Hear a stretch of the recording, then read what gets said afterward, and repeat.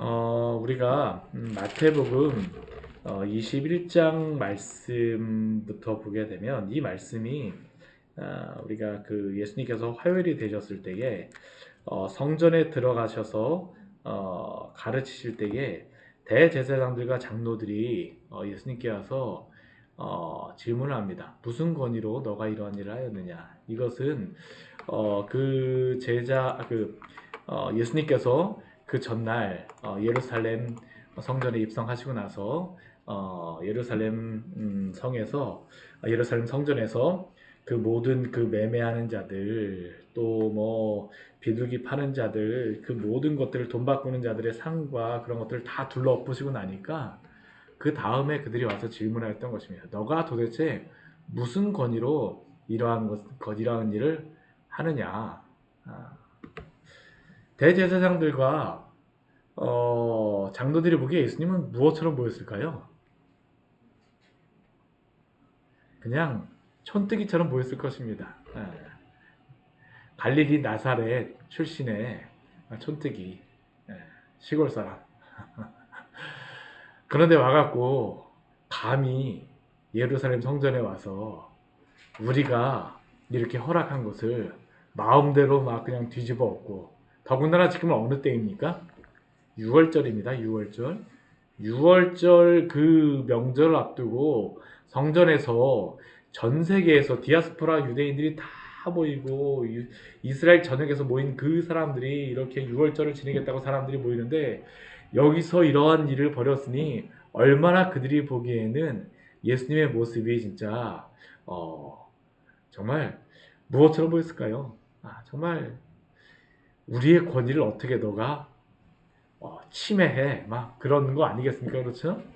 오늘날에도 우리가 보게 되면 그 조금이라도 우리가 우리의 자존심을 좀 침해받게 되면 우리도 사실 화가 나잖아요. 그렇죠? 이 사람들이 사실은 그러한 상황입니다. 우리가 대제사장이고 우리가 장로들인데 어떻게 너가 와서 이렇게 하느냐. 그리고 이 권위에 대한 질문하고 난 다음에 예수님께서 이어서 계속적으로 세 가지의 비유를 통하여서 이들의 죄가 무엇인지에 대해서 알려주십니다. 첫 번째 그 비유는 무엇이었었냐면 두 아들의 비유였습니다. 첫째 아들과 둘째 아들. 첫째 아들은 뭐 포도원에 들어가려 했는데 가겠다라고 뭐 큰 소리는 쳐줬지만 들어가지 않았었고요. 둘째 아들은 어떻습니까? 가기 싫다고 했는데 들어간 것이었었죠. 이 첫째 아들은 누구를 상징하는 겁니까? 이 대제사장들과 이 장로들을 이야기하는 겁니다. 이스라엘 백성들을 이야기하는 것이죠, 사실. 그리고 두 번째 그러한 비유는 오늘 새벽에 보았던 악한 포도원 농부의 비유였습니다. 그렇죠? 악한 포도원 그 농부의 비유를 통해서도 동일한 것을 예수님께서 거의 동일한 비유를 말씀하셨습니다. 예수님께서 하나님께서 포도원을 만들고 그곳에 그 산 울타리로 두르고 집자는 틀을 만들고 망대를 짓고 농부들에게 세를 주고 타국으로 하는데 어떻습니까? 그 농부들이 자신들이 청지기가 아니라 주인인 것처럼 생각하죠. 그래갖고 그 세를 줘야 되는데 어떻게 합니까? 열매를 보내거나 세를 주지 않고 그 종들을 다 잡아서 못 살게 굴다가 나중에 아들을 보내니까 아들까지 죽이는 일들을 벌였다라고 이야기합니다. 여기서 이렇게 악한 포도원의 농부가 누구겠습니까? 바로 이 대제사장들과 이 장로들입니다. 바리새인들, 예수님을 믿지 않는 그러한 이 사람들. 그리고 세 번째 오늘 비유도 사실 동일한 비유입니다. 거의 비슷비슷하지만 약간씩 이것을 예수님께서 약간씩 다르게 하시면 거기다 더 첨부해서 말씀하여 주시는 그런 말씀들이 있습니다. 오늘 새벽의 말씀에서는 이 반석이 참된 반석이 구원의 반석이 예수님이라는 것을 알려주는 게 바로 오늘 새벽에 그러한 비유였었죠. 예수님께서 바로 모퉁이의 머릿돌이 되셨나니 라고 말하는데, 예수님께서 바로 모퉁이의 머릿돌로서 바로 예수님이 구원자가 되신다는 것을 그들에게 알려주셨습니다. 그리고 또 오늘 비유를 통해서 또 다른 거의 유사하지만 조금 약간 우리에게 다른 것들을 우리에게 말씀하여 주고 계세요. 먼저 오늘 말씀을 보게 되면 예수님께서 다시 비유로 대답하셨다고 이야기합니다. 이 앞에 두 가지의 비유를 이미 말씀하셨던 것이죠. 그리고 이 비유는 무슨 비유냐면 천국 비유입니다. 무슨 천국 비유입니까? 이 천국이 마치 자기 아들을 위하여서 혼인잔치를 베푼 어떤 임금과 같다라고 이야기합니다. 천국이 임금이 잔치를 베풀고 청하는 것과 같다라는 겁니다. 그렇죠? 청하는 것. 천국은 청한다라는 겁니다. 부르고 있어요. 부르고 있어요. 그리고 그 초청한 그러한 혼인잔치를 베풀고 초청하였는데 이미 초대를 받은 사람들이 있습니다. 이미 초대를 받은 사람들이 있어요. 이 사람들은 누구를 이야기하겠습니까? 이스라엘 백성들을 이야기할 것입니다. 지금 여기로 단다면 뭐 대제사장들과 뭐 장로들 그들을 이야기하겠죠. 이스라엘 백성들을 이야기하는 겁니다. 그리고 그들에게 이 잔치 자리에 들어오라고 이야기합니다. 종들을 보냈습니다. 청한 사람들 혼인잔치에 오라고 하였는데 문제는 무엇입니까? 초대장까지 다 받았는데도 불구하고 들어오기를 싫어하는 겁니다. 첫째 아들과 동일한 겁니다. 그렇죠. 청하였는데도 불구하고 가겠다라고 하면서도 안 들어오는 겁니다. 들어오기를 싫어하여서 그래서 어떻습니까? 이 임금이 다시 종을 보내었다라고 이야기를 하죠. 다시 종을 보냅니다. 오늘 새벽에 보았던 말씀과 같이 악한 농부들에게 종들을 보내서 계속 새를 보내라고 새를 그 열매를 보내라고 이야기했던 것 같이 임금은 다시 한번 종을 보내어서 그 사람들을 이 혼인잔치에 청하는 것입니다. 하나님의 혼인잔치에 예수 그리스도의 그 혼인잔치에 천국잔치에 청하는 것입니다. 내가 오찬을 준비하고 이 오찬에 무엇이 있습니까? 소도 있고 살진 짐승도 있고 모든 것을 다 갖추었으니까 몸만 오면 된다. 그냥 너희들만 오면 돼. 혼인잔치에 오소서 하고 청하였습니다. 2번씩이나 이렇게 청하였습니다. 왕이 청하였기에 어떻습니까? 당연히 와야 됩니다. 그런데 이 초청받은 사람들의 반응은 무엇입니까? 5절 말씀을 보게 되면 돌아보지도 않는다고 합니다. 관심도 없습니다. 관심도 없어요. 이 종들의 소리에 대해서 관심도 없습니다. 또 어떤 사람 어떻습니까? 자기 밭으로 갑니다. 사업이 바쁘다라는 겁니다. 자기 일하던 거, 농사 짓던 거, 그 하러 간다라는 것이죠. 저희 아까 고추 모종 심고 왔는데 오늘은 가고 물을 줘야 된다는 겁니다. 그렇죠? 비료를 주든가 뭐 물을 줘야 된다는 겁니다. 또 어떤 사람 어떻습니까? 자기 사업하러 갔다라고 이야기를 하죠. 모두 어떻습니까? 다 바쁩니다. 하나님의 일에 대하여서 관심이 없습니다. 하나님이 베푸신 그 잔치 자리에는 관심이 없어요. 흡사 오늘날 이 시대 같지 않습니까? 다 자기 일에 바쁘죠. 하나님의 일은 다 하고 나서 시간이 남을 때, 내 거 다 챙기고 나서 남은 것이 있을 때, 하나님의 일을 위하여서, 하나님을 향하여서 일하겠다라고 하고 하겠다라는 겁니다. 이게 어떤 사람들의 삶의 방식이었습니까? 초대받은 사람들의 삶의 모습입니다. 사실 이것은 오늘날 우리에게도 주시는 말씀이죠. 주시는 말씀이죠. 안 믿는 사람들에게도 예수님 믿으십시오라고 전도를 하게 되면 제가 가장 많이 듣는 그 말 중에 교회를 다니다가 안 다니는 사람 분들도 제가 그 교회 오라고 예수님 믿으라고 뭐 꼭 저희 교회가 아니라 할지라도 예수님 믿으라고 다시 한번 권면하게 되면 가장 먼저 하는 얘기가 뭐냐면 나중에 시간 있으면 다음에 갈게요. 다음에 믿을게요. 다음에 할게요. 우선순위가 가장 마지막이죠. 이스라엘 민족들의 모습이 바로 이러했습니다. 관심도 없습니다. 자기 밭으로 갑니다. 자기 사업하러 갑니다. 심지어는 어떻게 합니까? 그 남은 자들을 종들을 잡아 모욕하고 죽였다라고 이야기를 하죠. 이게 바로 구약 성경에서 일어났던 그러한 일이었습니다. 다시 이스라엘 백성들이 이러한 일들을 행하였었죠. 많은 선지자들을 보내서 하나님 앞에 돌아오라라고 지금이라도 돌아오라라고 외치고 외쳤지만 그들은 듣지 아니하였습니다. 가장 마지막 구약의 선지자가 누구일까요? 말라기지만 신약 성경까지 한다면 세례 요한이 사실은 마지막 선지자라고 할 수 있습니다. 세례 요한이 구약의 마지막 인물이죠. 세례 요한까지도 어떻습니까? 회개하라 천국이 가까이 왔느니라고 외쳤으나 사람들은 그 소리를 듣지 않았습니다. 바쁘다라고 하였죠. 듣기 싫었던 그러한 헤롯은 어떻게 합니까? 세례 요한을 잡아 모욕하고 죽였습니다. 이게 바로 이스라엘 백성들의 모습이었죠. 오늘날에도 별반 다르지 않습니다. 오늘날에도 별반 다르지 않죠. 오늘날에도 별반 다르지 않습니다. 그런데 그 결과는 무엇이었을까요? 우리 7절 말씀해 보게 되면 이것에 대하여서 임금이 노하여서 군대를 보내어 그 살인한 자들을 진멸하고 그 동네를 불살랐다라고 말씀합니다. 우리가 이것을 구약 성경에 보게 되면 역사적으로 실제로 일어났던 사건들을 봅니다. 어떠한 사건이 있었을까요? 북이스라엘이 하나님을 믿지 않고 따르지 않았을 때 아수르를 보내셔서 북이스라엘을 멸망시키셨습니다. 왜 그들이 멸망당하였습니까? 하나님이 보내신 선지자의 그러한 소리를 돌아보지도 않고 자기 밭으로 자기 사업하러 갔습니다.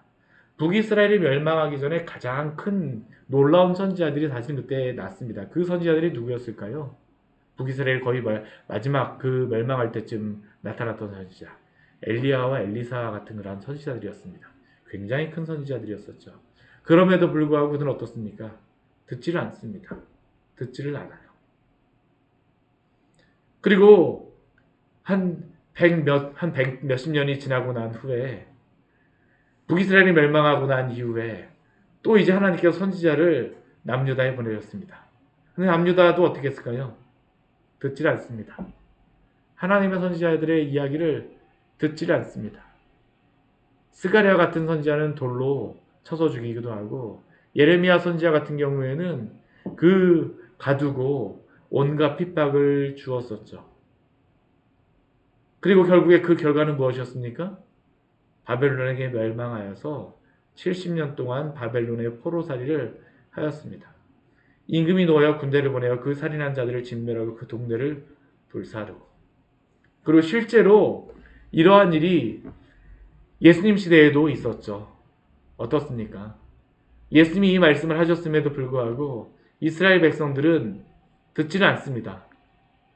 하나님의 아들을 보내셔서 경고하셨음에도 불구하고 듣지는 않았습니다. 결국 그러니까 어떻게 됐을까요? 로마의 티토 장군이 와서 결국엔 예루살렘을 성전을 다 무너뜨렸습니다. 다 무너뜨리고 이스라엘 백성 어떻습니까? 2000년 동안 헤매고 다녔던 것이 바로 이 일 때문입니다. 돌아보지도 않고 한 사람은 자기 밭으로 자기 사업하러 가고 그 남은 자들은 종들을 잡아 모욕하고 죽이니 오늘날에는 어떻게 할까요? 예수님이 다시 재림하실 때 어떤 일이 벌어지겠습니까? 동일한 일들이 벌어질 것입니다. 오늘날에도 많은 목회자들을 통하여 많은 교회에서 복음이 전파됩니다. 많은 전도자를 선교사님들을 통하여서 전도자를 통하여 복음이 전파되어집니다. 근데 전파되어질 때 사람들의 반응은 무엇입니까? 돌아보지도 않고 자기 밭으로 가고 자기 사업하러 가고 남은 자들은 그 종들을 잡아 모욕하고 죽이는 일들이 오늘날에도 이러한 일이 벌어지게 되어집니다. 근데 예수님 오실 때 어떻게 될까요? 바로 7절과 같은 그런 일들이 있어지게 되어질 것입니다. 이스라엘 역사 안에서 있었었죠. 그리고 또한 앞으로도 있을 것입니다. 그러나 이스라엘 백성이 주의 복음을 받아들이지 않음으로 말미암아 일어난 한 가지의 사건이 있습니다. 이게 무엇일까요? 우리 8절 말씀해 보게 되면 임금이 종들에게 이야기합니다. 혼인잔치는 준비되었는데 청한 사람은 합당하지 않습니다. 천국은 벌써 준비되었습니다. 예수 그리스도가 오심으로 말미암아 천국이 가까이 왔느니라고 하는 것은 종말이라고 이야기하잖아요. 천국은 벌써 사실은 가까이 왔습니다. 예수님이 오심으로 말미암아 종말은 시작되었습니다. 예수님을 믿으면 구원을 받습니다. 그런데 이스라엘 백성은 어떻습니까? 혼인잔치는 준비되었으나 청한 사람은 합당하지 않습니다. 그러니까 임금이 무엇이라고 얘기합니까? 우리 9절 말씀에 오게 되면 내 거리에 가서 사람을 만나는 대로 혼인잔치에 청하여 오라라고 말씀하고 있습니다. 이 네 거리는 어디일까요? 이 길 좋은 데죠. 그렇죠. 우리 영통 같은, 우리 그 광교 같은 데 보게 되면 저기 밑에 내려가게 되면 우리 내거리, 큰 내거리에 가고, 뭐 거기 겁니다. 그렇죠? 거기 가고 만나는 사람마다 요즘에는 사람들 만나기도 쉽지도 않아요. 그렇죠? 다 차를 가져다녀갖고, 그럼 오늘날 종들 같으면 어떻게 할까요? 차를 세워서라도, 그렇죠? 검문 검색하는 게 아니라 다 예수님 믿으시오. 내거리에 가서 사람을 만나는 대로 혼인잔치에 청하여 오라. 실제로 하나님께서는 예수 그리스도가 오신 이후에 성령이 오심으로 말미암아 제자들이 가서 복음이 전파되어지는 곳마다 무엇이 세워졌습니까? 교회가 세워졌습니다. 내거리, 동서남북 사방으로 복음이 전파되어지고 그 전파되어지는 곳마다 교회가 세워지고 주님의 종들을 통하여서 주의 복음이 전파되며 혼인잔치에 청하여서 오라고 오늘도 외치고 있습니다. 그래서 어떻습니까? 종들이 나가서 만나는 사람마다 악한 자도 오시오, 선한 자도 오시오. 만나는 대로 어떻습니까?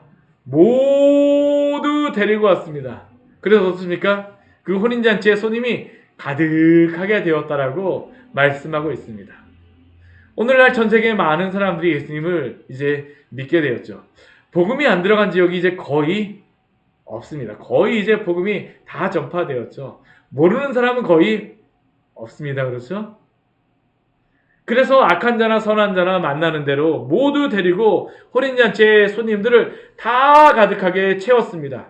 그런데 이렇게 혼인잔치의 사람들이 가득하게 되어졌을 때에 임금님이 옵니다. 하나님이 오는 것이죠. 그렇죠? 근데 손님들을 보러 들어왔을 때에 환영받지 않는 한 사람이 있습니다.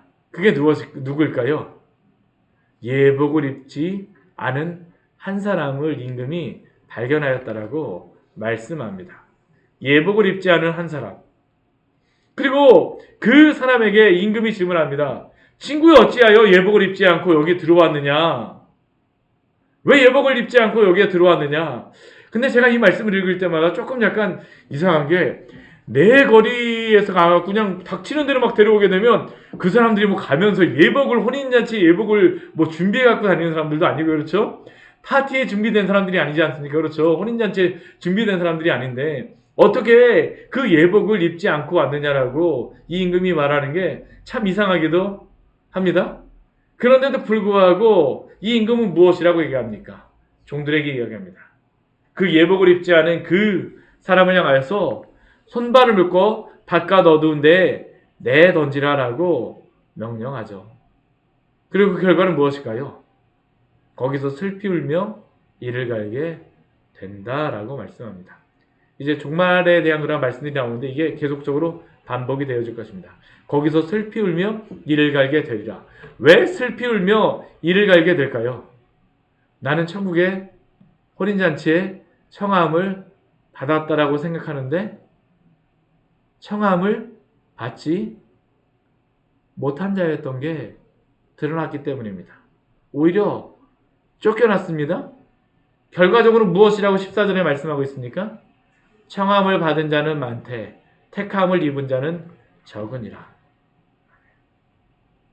이 의미가 무엇이었을까요? 예복을 입는다는 의미가 무엇일까요? 여기서 이 예복을 입는다는 그러한 의미는 우리가 입는 옷이 아닙니다. 손님이 준비한 옷이 아닙니다. 누가 준비한 옷일까요? 사실은 임금이 준비한 옷입니다. 임금님이 준비한 옷이에요. 우리가 예수님을 믿는다는 것은 무엇을 의미합니까? 구원을 받는다는 것은 무엇을 의미합니까? 이신칭이라고 우리가 보통 이야기하는데 믿음으로 의롭다함을 얻는다라고 우리가 말합니다. 그런데 여기서 결코 이 믿는다라고 하는 것은 나의 자랑이 되거나 나의 어떤 구원의 조건이 되는 것을 의미하지 않습니다. 왜냐하면 이 믿음조차도 하나님이 주시는 것이며 또한 이 믿음을 통하여서 우리가 얻게 되어지는 것은 무엇이냐면 예수 그리스도의 의로 의롭다 여김을 받게 되는 것이기 때문입니다. 즉 우리가 믿었다는 것은 우리의 자랑이나 어떤 구원이 되는 것이 아니라 예수 그리스도가 이루신 모든 구원의 그러한 것들을 우리에게 옷 입혀 주셨다라는 게 바로 이신칭의 그러한 의미이죠. 오늘 예복을 입는다라는 것이 바로 이것입니다. 즉 구원이라고 하는 것은 우리가 행한 어떠한 것이 아니라 예수 그리스도가 행하신 은혜로서 오늘도 우리가 그 혼인잔치 자리에 들어가게 되는 줄 믿습니다. 그 예복은 바로 그리스도를 통하여서 입는 것입니다. 그래서 그 시편 32편 1절 말씀은 우리에게 이렇게 말씀합니다. 허물에 사함을 받고 자신의 죄가 가리워진 자는 복이 있도다. 허물에 사함을 받고 죄가 용서함을 받고 우리의 죄는 어떻게 용서함을 받습니까? 우리의 모든 죄가 예수 그리스도에게 넘어감으로 말미암아 하나님께서 우리의 죄를 보지 않으세요. 허물에 사함을 받고 자신의 죄가 가리워진 자는 복이 있도다. 우리의 죄가 어떻게 가리워집니까? 예수 그리스도의 의로서 우리를 옷 입혀주기 때문에 예수 그리스도의 의를 하나님께서 보시기 때문에 우리는 하나님 앞에서 의로운 자로 여기심을 받고 예복을 입은 자로 드러나는 것입니다. 스가랴서 말씀에서도 이것과 동일한 말씀을 우리에게 말씀하고 있습니다. 우리 스가랴서 말씀은 이것을 한번 찾아보도록 할까요? 스가랴 3장 3절과 4절의 말씀입니다. 스가랴 3장 3절과 4절의 말씀입니다.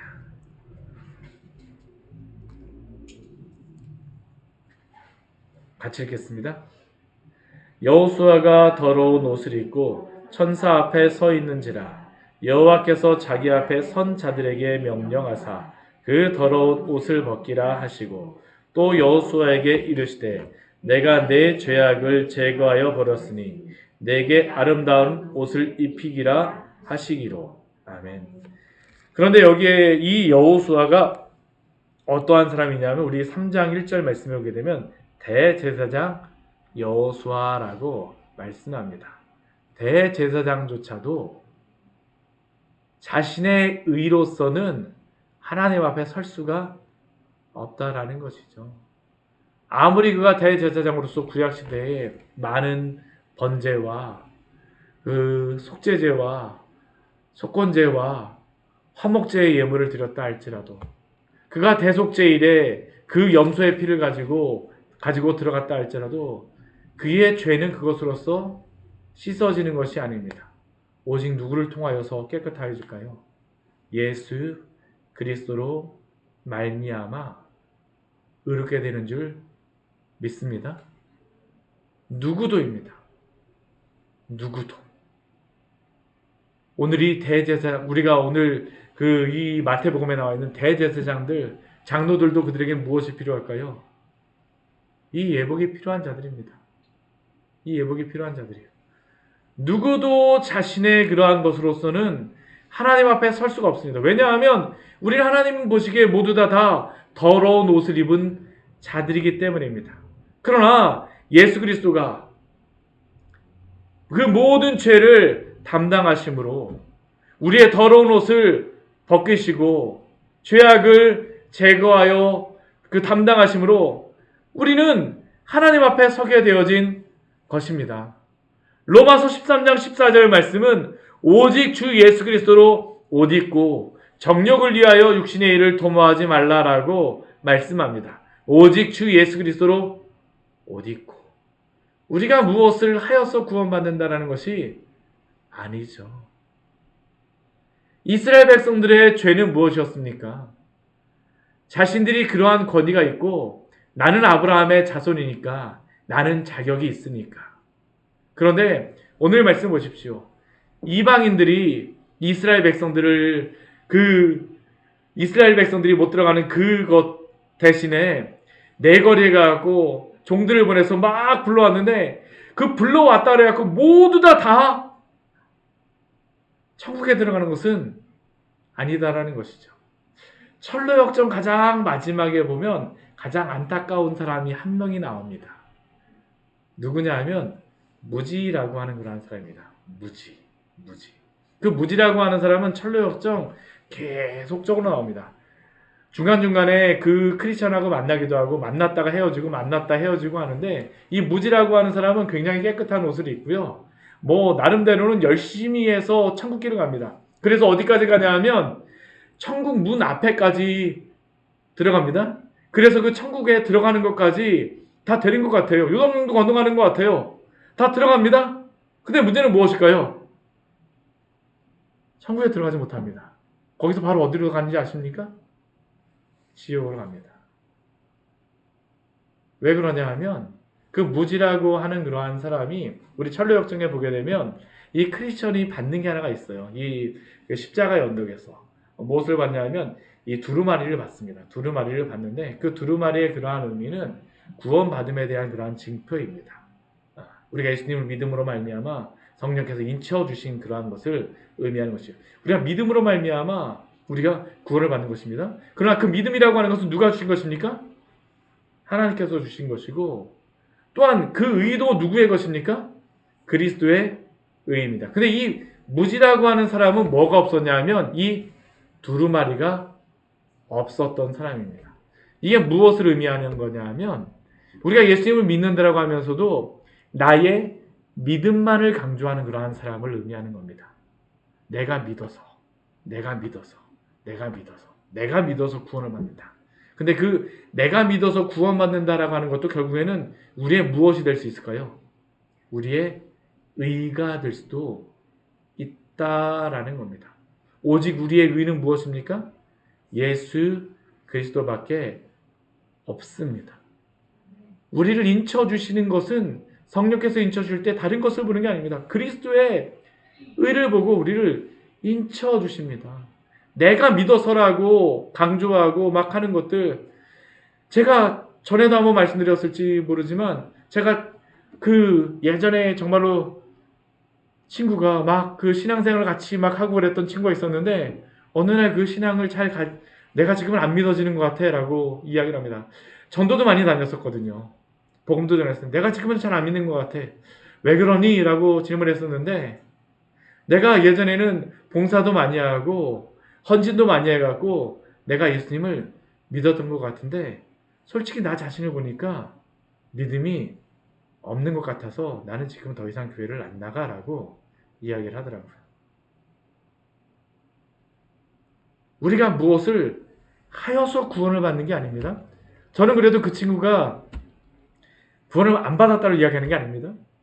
우리에게 다시 한번 우리가 항상 생각해야 될 것은 우리의 구원은 오직 누구를 통하여서 받는 것입니까? 예수 그리스도를 통해서 우리가 구원을 받는 것입니다. 다른 의는 없습니다. 우리에게 다른 이름을 주신 적이 없습니다. 나의 어떠한 것을 자랑하면 안 됩니다. 오직 예수 그리스도. 오직 예수 그리스도. 그리고 이렇게 예수 그리스도를 믿은 성도들에게는 그 의의 옷을 입혀주시지만 또한 그 의롭게 된 성도들에게 나타나는 한 가지의 특징이 있습니다. 무엇이 있습니까? 거룩한 열매가 맺혀지게 되어집니다. 거룩한 열매가 예수님을 믿고 구원을 받고 거듭난 성도, 의로운 자가 되었다고 하는데 열매가 맺혀지지 않을 수가 있을까요? 아니요, 결코 그럴 수 없습니다. 우리가 행함으로 구원을 받는 것은 아니지만 구원받은 자에게는 반드시 그 의의 열매가 맺혀지게 되어집니다. 이게 바로 오늘 말씀을 통해서 우리에게 알려주시는 것이죠. 주여 주여 하는 자마다 다 천국에 갈 것이 아니요. 열매로 알리라 라고 말씀하실 때 우리가 예수를 믿게 되면 또한 그 믿음 가운데서 우리가 열매가 나타난다는 것을 우리는 기억해야 합니다. 그리고 이러한 가운데에 14절 말씀을 보게 되면 무엇이라고 우리에게 말씀하세요? 청함을 받은 자는 많되 택함을 받은 자는 적으니라.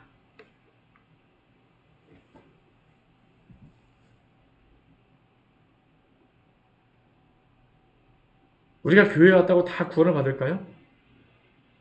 한때 신앙생활 했다고 다 구원을 받을까요? 오늘날 현대 그리스도인들이 많이 착각하는 것 중에 한 가지가 바로 이것입니다. 청함을 받은 자는 많되 택함을 입은 자는 적으니라. 제가 말씀드리는 게 아니고요. 예수님이 말씀하시는 것입니다. 우리가 정말로 예수님을 믿고 있습니까? 그 은혜가 있습니까? 라고 예수님 우리에게 질문하시죠. 예수님이 주인 되신 사람의 삶에서는 무엇이 들어갈까요? 무관심. 내가 믿는다라고 하면서도 실제로는 무관심한 삶. 예수님을 믿는다라면서도 내 사업, 내 농사질 것 아닙니다. 주인이 바뀐 사람입니다. 이러한 사람들이야말로 또한 예복을 입은 사람들이죠. 청함을 받은 자는 많되 택함을 입은 자는 적으니라.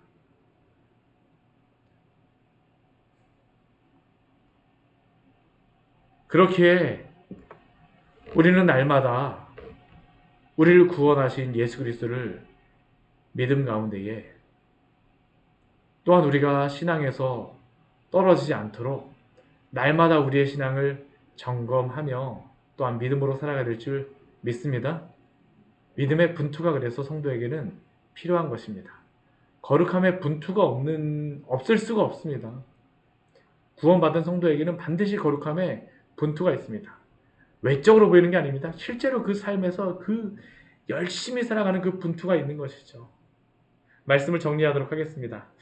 천국의 혼인잔치 자리에 하나님께 초청받았던 이스라엘은 자신들이 그 초청을 거부함으로 천국의 혼인잔치에 들어오지 못하게 되었습니다. 그리고 이후에 예수 그리스도의 그 천국 복음을 듣고 믿는 그러한 사람들, 이방인들, 그리고 우리들이라고 할 수 있죠. 예수 그리스도를 믿음으로 그의 의의 옷을 입고 입은 자들이 천국에 들어갑니다. 우리의 어떠한 것이 아니라 오직 예수 그리스도만으로 우리는 천국에 들어가는 자가 되었음을 믿으십시오. 오직 그 은혜에 감사하며 또한 예수를 옷 입은 자로서 마땅한 거룩함의 열매를 맺는 귀한 성도님들 되시기를 바랍니다. 같이 기도하도록 하겠습니다. 우리 오늘 말씀 같이 기억하시면서 우리 기도하기로 합니다. 예수님께서 이 말씀을 마지막에 주십니다. 계속 이제 이 종말에 대한 말씀하시면서 예수님께서 이러한 경고의 말씀들을 계속 우리에게 주실 것입니다. 우리가 정말로 믿음 안에 서 있기를 날마다 애쓰고 분투해야 됩니다. 포도원 안에 품꾼은 들어가게 되면 힘은 듭니다. 그렇죠? 그러나 그 안에 은혜가 있고요. 또 한편에서는 그 힘들기 때문에 믿음의 분투를 해야 된다고 우리에게 말씀하고 있는 것입니다. 주님, 우리가 이 믿음의 분투가 있게 하여 주시고 또 주님을 모르는 많은 자들이 주 앞에 나올 수 있도록 주의 은혜 주시고 주님께서 하나님 아버지 참된 믿음 안에 설 수 있도록 주님 우리 광야의 샘교회 성도들을 주님 지키시고 인도하여 주시옵소서. 우리 잠시 같이 기도하도록 하겠습니다. 하나님 아버지 시간 주님 앞에 저희들 기도하며 나아갑니다. 또 하나님 아버지